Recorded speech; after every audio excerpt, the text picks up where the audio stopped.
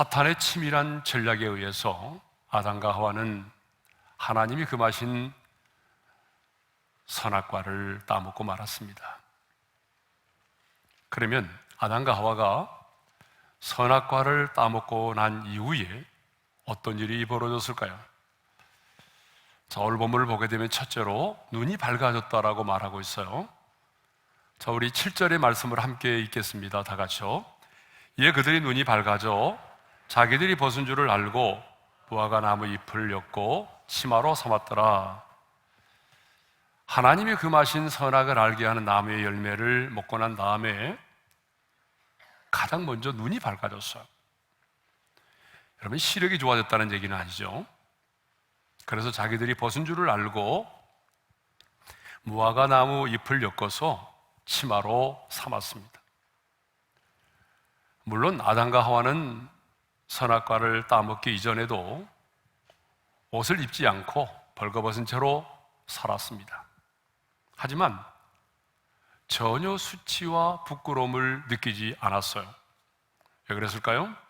왜냐하면 그 모습 그대로가 너무나 아름다웠기 때문이죠. 그런데 이제 선악과를 먹고 난 이후에 너희가 그것을 먹는 날에는 눈이 밝아진다라고 하는 뱀의 말처럼 눈이 밝아진 거예요. 자, 두 번째로는요, 자신들의 수치를 보게 되었다라고 하는 거예요. 자, 우리 7절의 말씀을 다시 한번 읽어보겠습니다. 다 같이요. 이에 그들의 눈이 밝아져 자기들이 벗은 줄을 알고 무화과 나무 잎을 엮고 치마로 삼았더라. 자, 선악과를 따먹음으로 눈이 밝아졌는데 어떻게 밝아졌어요? 뱀의 말처럼 하나님과 같이 돼서 선과 악을 분별하게 되는 것이 아니라 자신들의 수치를 보게 되었다는 거예요. 하나님과 선은 보지 못하고 자신들의 수치와 부끄러움만을 보게 된 것입니다. 영의 눈이 어두워져서 영이신 하나님을 볼 수 없게 되었고 선을 볼 수 없게 되었습니다. 죄는 이렇게 영의 눈은 어둡게 만들고 그리고 죄의 눈, 악의 눈은 밝게 만드는 것입니다. 그러니까 선악과를 따먹고 난 이후에 아담과 하와는요, 어떻게 됐어요?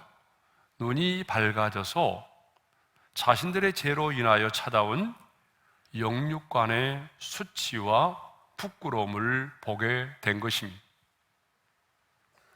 그래서 자기들의 수치를 가리기 위해서 어떻게 했나요? 무화과 나무 잎을 엮어서 치마로 삼았던 것입니다.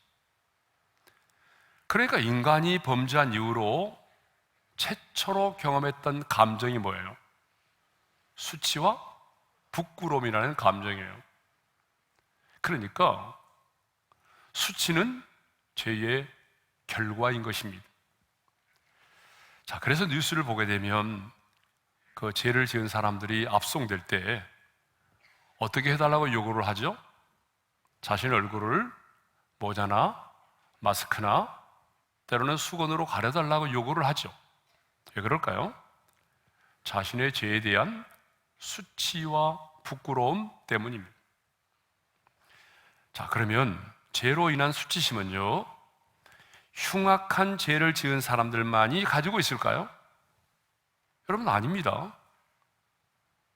모든 죄인은 죄로 인한 수치심을 가지고 있어요.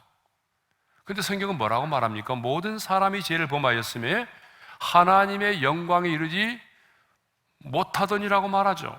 무슨 말입니까? 모든 사람이 죄인이고 그리고 죄인된 우리 한 사람도 예의 없이 죄에 대한 수치심을 가지고 있다라고 하는 거예요. 그렇습니다. 우리는 죄에 대한 수치만이 아니라 그 죄로 말미암아 파상된 양심의 가책에 대한 수치를 갖고 있어요. 배우지 못한 것에 대한 수치를 갖고 있어요. 또 남보다 잘 살지 못한다는 가난에 대한 수치를 갖고 있어요. 또 많은 인생을 살아가면서 받았던 그 상처들에 대한 수치를 갖고 있어요. 누군가로부터 받았던 배신에 대한 그 상처를 우리는 갖고 살아요.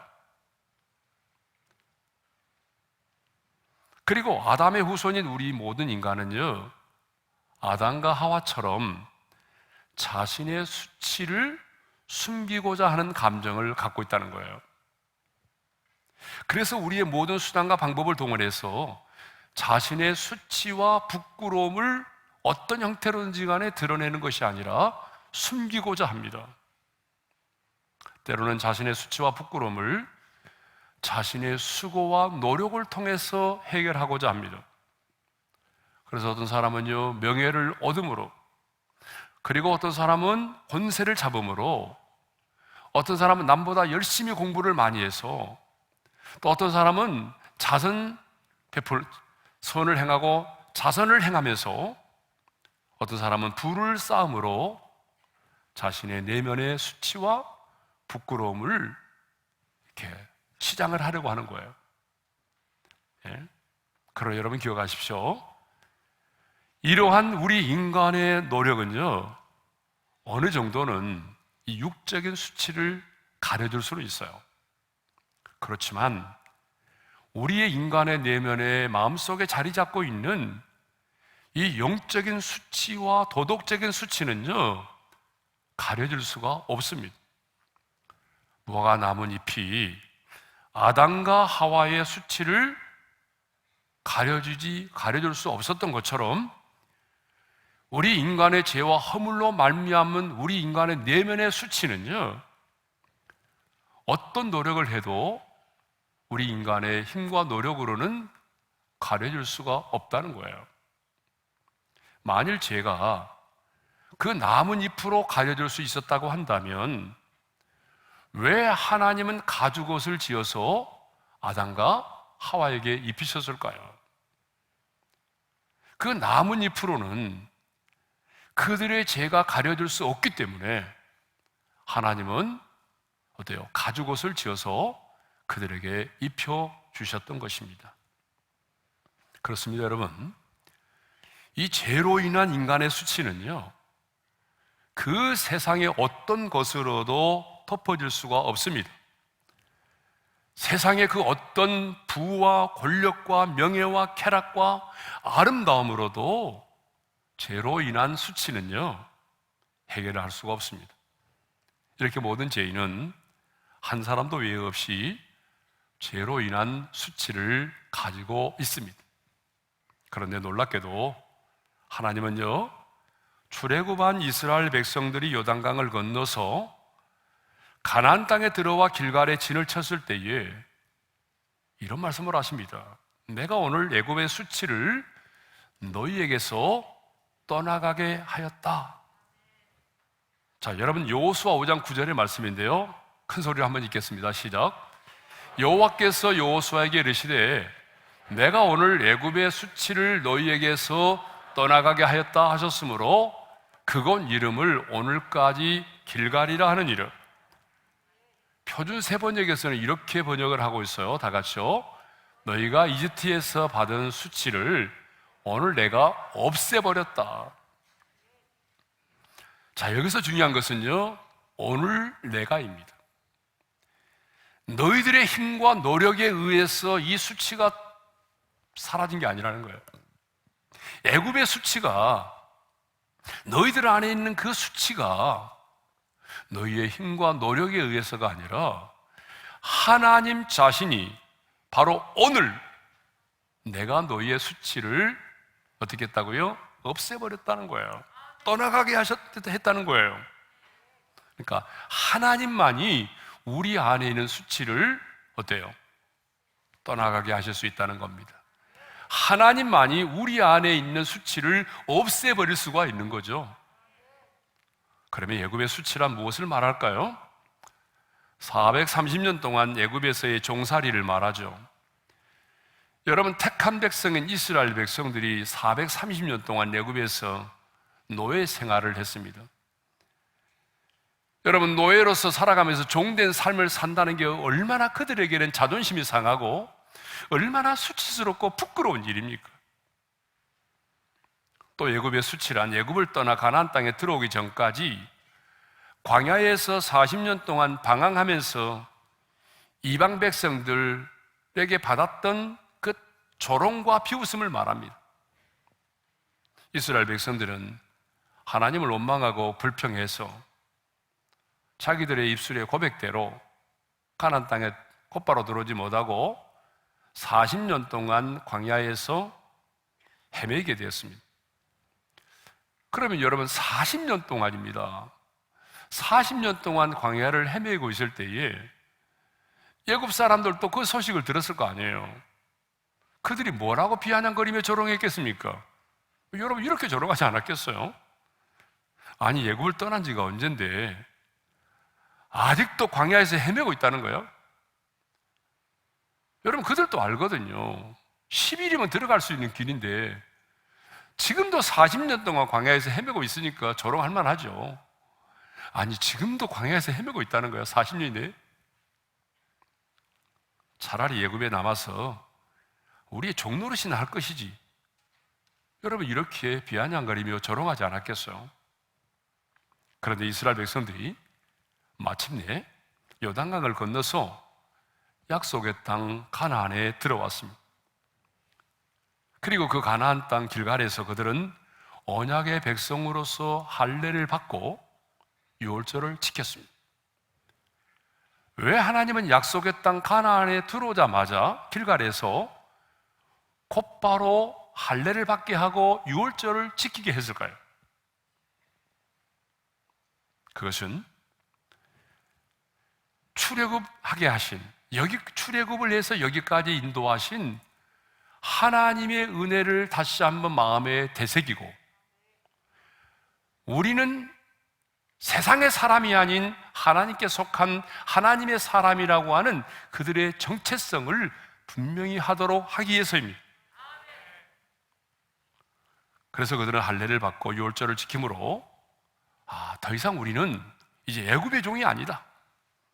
우리는 하나님께 속한 하나님의 언약의 백성이다 라고 하는 사실을 분명히 하도록 했던 것입니다. 그렇습니다. 이제 이스라엘 백성들은요 더 이상 애굽의 종이 아닙니다. 그들은 하나님의 백성입니다. 그렇기 때문에 하나님은 길갈에서 애굽의 모든 수치가 구원받은 이스라엘 백성들에게서 떠나갔음을 선포하신 것입니다. 하나님께서 이 말씀을 선포할 때 애굽의 수치가 오늘 너희에게서 떠나갔다 라고 선포할 때에 애굽에서 종살이하면서 종으로 살았던 그 수치와 조롱과 부끄러움이 사라졌던 것입니다. 40년 광야 생활을 하면서 이방인들로과 애굽 사람들로부터 받았던 그 비아냥과 조롱과 수치가 사라졌던 것입니다. 그러면 출애굽한 이스라엘 백성들에게만 애굽의 수치가 떠나갔을까요? 아닙니다. 오늘 예수를 믿음으로 약속의 땅 가나안 땅에 들어온 하나님의 자녀인 우리 역시 애굽의 모든 수치가 떠나갔습니다. 오늘 자신의 죄인됨을 깨닫고 예수를 믿고 영접하기만 하면 그 사람은 그의 인생에 애굽의 모든 수치가 떠나가는 것입니다. 유월절 어린 양의 피로 죄를 사함받고 예수를 믿음으로 마음의 할례를 받은 사람은 한 사람도 예외 없이 애굽의 수치가 벗어진 사람들입니다. 그런데 아직도 그 애굽의 수치를 안고 사는 사람들이 있어요. 출애굽을 했고 가나안 땅에 들어왔음에도 불구하고 지금도 애굽의 수치를 안고 애굽에서의 노예로, 종으로 그 노예 근성을 가지고 살아가는 사람들이 있습니다. 예수를 믿고 하나님의 사람으로 살아가면서도 아직도 마음속에 수치심을 해결하지 못해서 고통 속에 하루하루를 살아가는 사람들이 있어요. 중요한 것은요, 내가 어떤 수치를 갖고 있다고 할지라도, 어떤 부끄러움을 가지고 있다고 할지라도 예수를 믿고 예수 그리스도 안에 거하면 그 모든 수치들이 다 사라집니다. 아침 안개가 사라지듯이 하늘에 떠있는 먹구름이 한순간에 사라지듯이 여러분, 우리 안에 있는 그 모든 수치가 한순간에 사라집니다. 죄 많은 인간이 죄로 인한 그 수치심에서 벗어날 수 있는 유일한 길은 바로 내가 내 자신의 죄인됨을 고백하고 예수 그리스도를 믿고 영접하는 것입니다.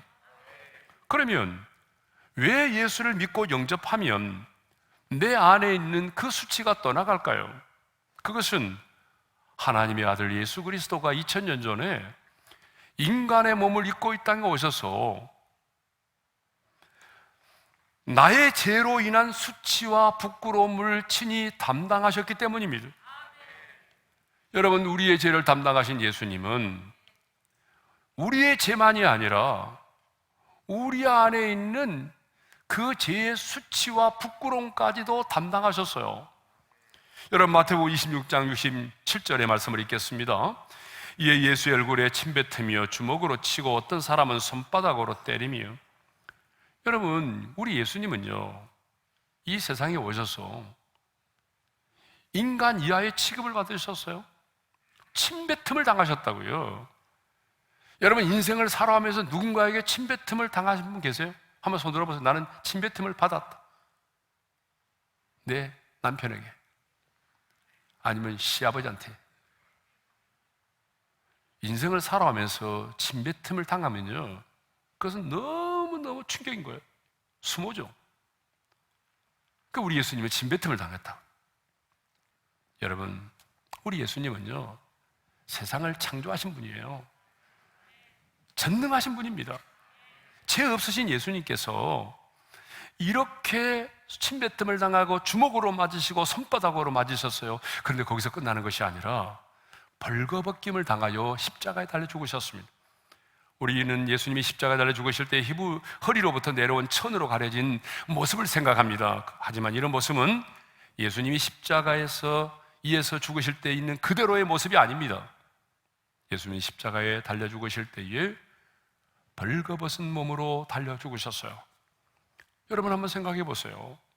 죄 없으신 예수님께서, 이 세상을 창조하신 창조주께서 이렇게 말로 할 수 없는 조롱과 수치와 부끄러움을 당하셨습니다. 왜 당하셨습니까? 우리의 죄값이 바로 수치와 부끄러움이기 때문입니다. 그런데 예수님은 당신이 받으신 그 수치와 부끄러움을 통해서 그 죄가 우리 인간에게 가져다준 그 수치와 부끄러움을 해결하셨습니다. 사랑하는 성도 여러분, 아무리 우리가 선하게 살고 의롭게 산다고 할지라도 자신의 의로움을 가지고 자신의 수치를 해결할 수는 없습니다. 오직 예수를 믿음으로만, 오직 예수님의 십자가의 보혈에 의해서만 우리의 수치와 부끄러움이 가려질 수 있는 것입니다.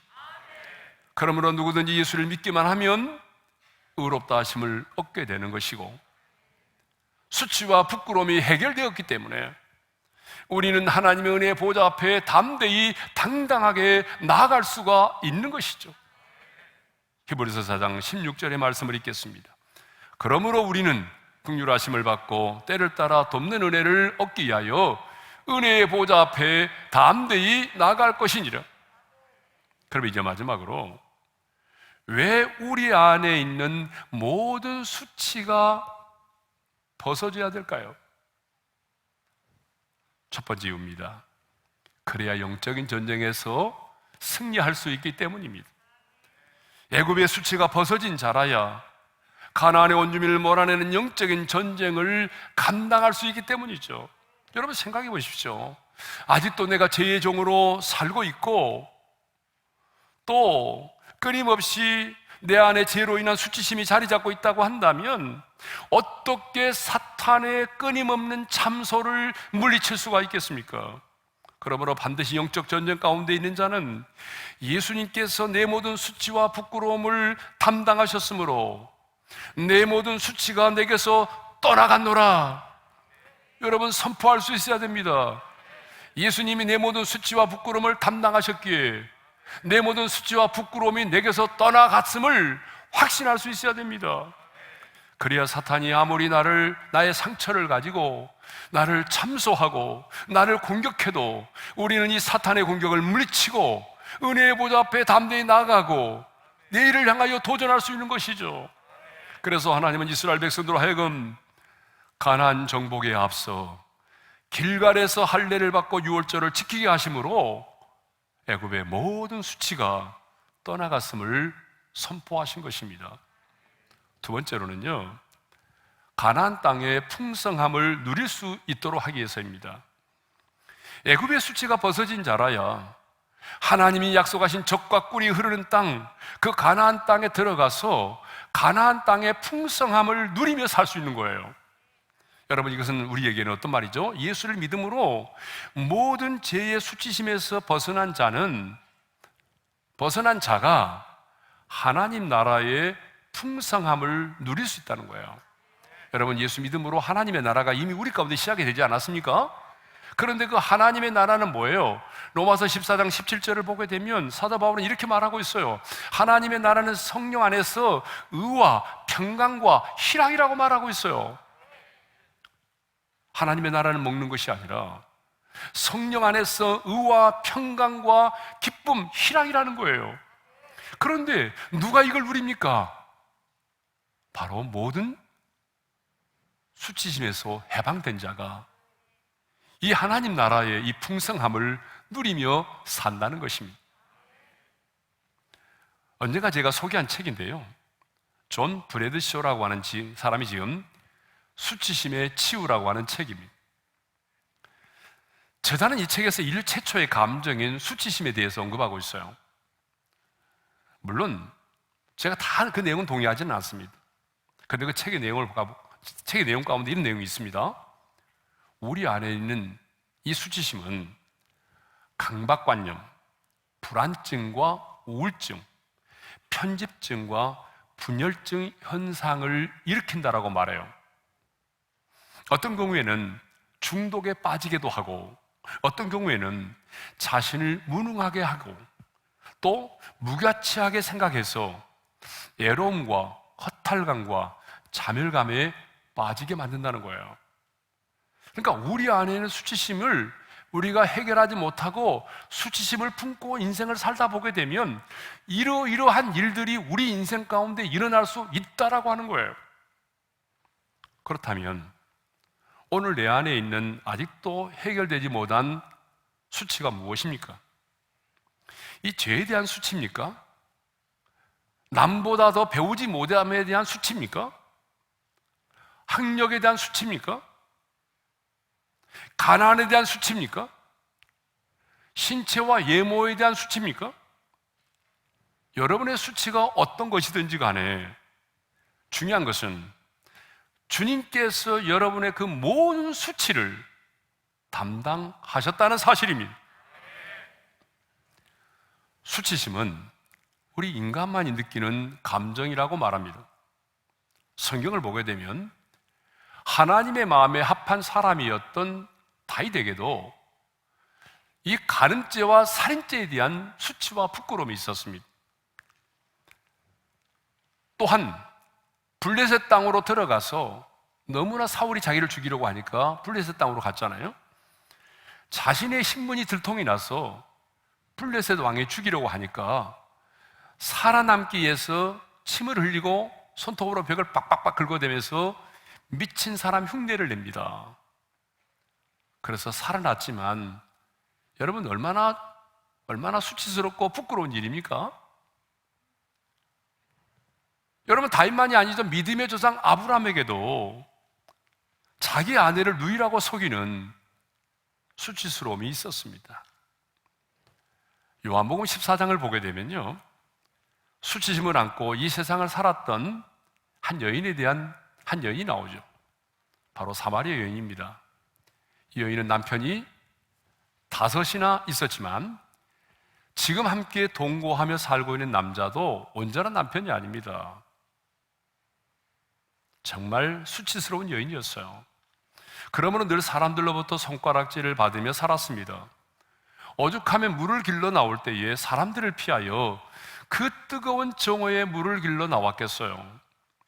그런데 주님은 이 여인을 찾아오셨습니다.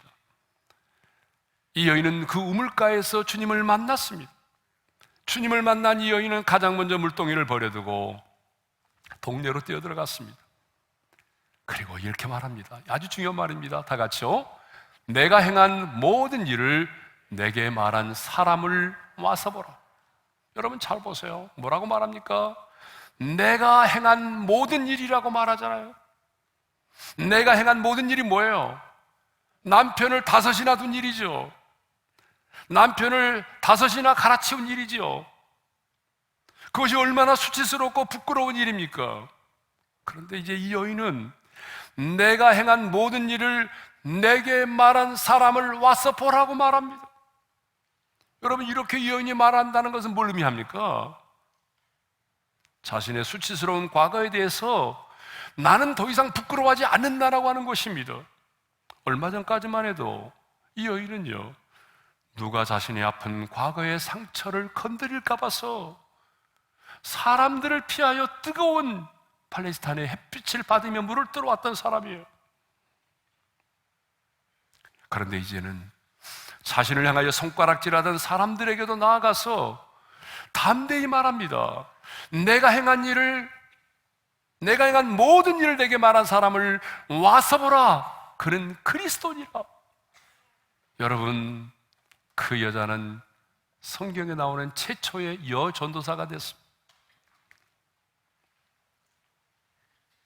아니, 사람이 몇 분 만에 이렇게까지 달라질 수 있을까요? 그것은 그녀가 주님을 만났기 때문이죠. 예수님을 만난 순간 자신의 모든 수치가 벗어졌기 때문입니다. 예수님을 만남으로 죄책감에서 해방되었고 그 모든 수치와 부끄러움이 벗어졌기 때문입니다. 사랑하는 성도 여러분, 인생을 살아오면서 수치심을 느껴본 적이 있으시죠? 수치심을 느끼지 않은 적이 없으면 사람이 아니죠. 아직도 많은 수치심과 부끄러움을 가지고 인생을 살아가는 분들이 계십니다. 내 수치가 드러날까 봐서 사람들 만나는 것도 싫어하고 관계를 맺는 것도 싫어하는 분이 계십니다. 정말 예수를 믿으십시오. 정말 예수를 믿고 만나면 여러분의 죄만 사함받는 것이 아니라 그 죄로 인한 그 많은 수치와 부끄러움에서 해방이 되는 것입니다. 모든 수치심에서 해방된 자만이 여러분 내일을 향하여 도전할 수 있습니다. 모든 수치심에서 해방된 자만이 영적인 전쟁에서 사탄의 참소를 이겨내고 승리할 수가 있습니다. 죄의 수치심에서 해방된 자만이 하나님의 나라를 풍성하게 누릴 수 있습니다.